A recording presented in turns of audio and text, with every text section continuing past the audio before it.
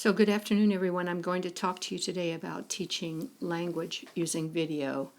We all know that learning a foreign language consists of several important elements: grammatical competence, language proficiency, extensive knowledge of the target language culture, communicative competence, that is, the ability to understand and use language effectively in authentic social environments, and then we also need to know how we communicate. All of this can be done using video as an auxiliary tool. So before I go any further, I want to emphasize some tips, and that is everything that we do in teaching today, our lectures, our activities, our videos, our assessments, everything should be kept to a minimum amount of time to help students retain, absorb, learn the target language, and as much as possible get it away from the teacher-centered to the student-centered, that is, making it interactive. And then if you are teaching online or even face-to-face, make sure that your teacher and student time is used efficiently. These are just general basic tips. I always talk about them in all of my videos, but I just wanted to review them quickly. And then in terms of communication and using video, we know that communication is much more than speech and writing. We communicate in many different ways, even when we're not speaking. I'm talking about gestures, glances, changes in our tone of voice, and other nonverbal communication devices that express what we say and do. And we also learn that by imitation. So again, using video is a really good tool for teaching communication skills as well as just basic language, grammatical fluency. So why videos? First of all, the research indicates that the generation today, and even people that are in older generations, are using video to learn.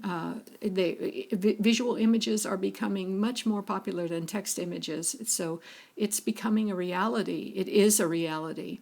And we need to make our goal transferring information and connecting with one another. And more we're doing this through video and visuals. To communicate effectively in a foreign language, we have to be well-versed not only in how to use grammar and lexicon, but we also have to be cognizant of social behaviors and cultural references. That is, we have to teach culture with language as well, and video is an excellent way to do that. So using videos, students can learn not only the culture of the target language, but the language itself. And culture is kind of a fifth skill. It's the skill to observe and recognize cultural differences, such as like invitations to a meeting or to lunch, or how many flowers do you give, or what is the protocol at a funeral. It's the skill to accept cultural differences.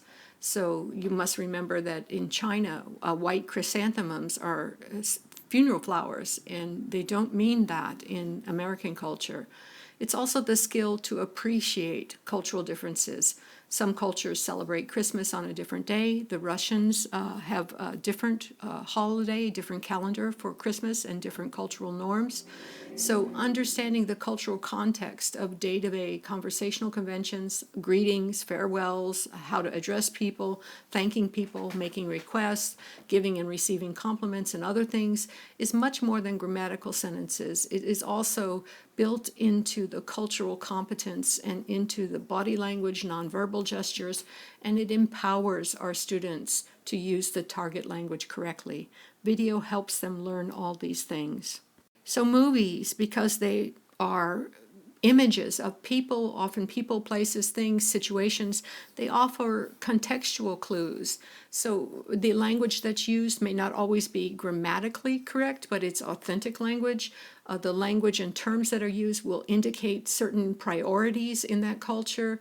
Terminology used by a culture reflects that culture's interests and concerns.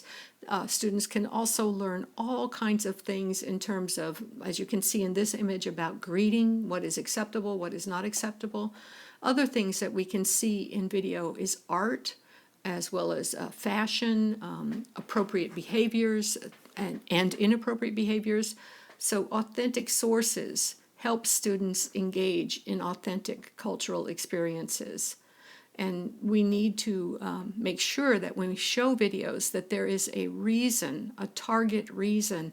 It might be a cultural reason as well as a language target, a linguistic target, but we have to make sure that what we show with video is done for a reason. Once we have those tasks set in the video and not overwhelming our students by having too long a video, make it short, make the task appropriate, then you can use that video clip to stimulate discussion among your students, and you can have a discussion that is both cultural and linguistic. For more advanced students or students that you think can handle this job, I really think it's a good idea to ask students to create their own videos and use that format to demonstrate their comprehension. People are going more and more toward visual and video and less toward text. Some examples of ways that students could demonstrate comprehension and submit assignments to you, whether they're assessments or just quick checks of comprehension, would be through Adobe Spark and Flipgrid, two excellent video formats. So this is just a very short video to talk about how to use video as a teacher, a language teacher.